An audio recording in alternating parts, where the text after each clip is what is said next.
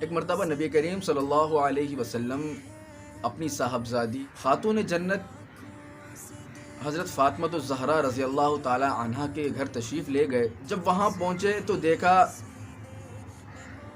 حضرت فاطمہ نے اونٹ کی کھال کا لباس پہنا ہوا ہے اور اس میں بھی 13 پیوند لگے ہوئے ہیں۔ آپ رضی اللہ تعالی عنہا آٹا گوندھ رہی ہیں اور زبان پر کلام اللہ کا ورد جاری ہے۔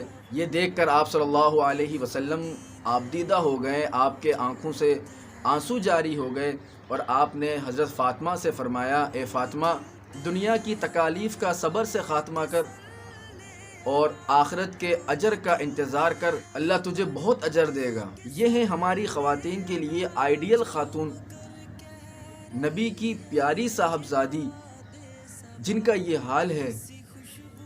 اگر وہ چاہتی تو خوب عیاشیوں کے ساتھ زندگی گزار سکتی تھی، لیکن اسے پتا تھا کچھ بھی کر لیں آخر میں موت ہی ہے، جب مرنا ہی ہے اور اصل مقام آخرت ہے، جنت ہے، تو پھر یہاں وقت ضائع کرنے کی کیا ضرورت ہے؟ یہاں جو اللہ کو مطلوب ہے بس وہ کر کر دنیا سے چلے جائیں اور پھر اللہ انعامات کی بارش کرے گا۔ دنیا میں ہم اللہ کی بات مان لیں، آخرت میں اللہ ہماری بات مانے گا۔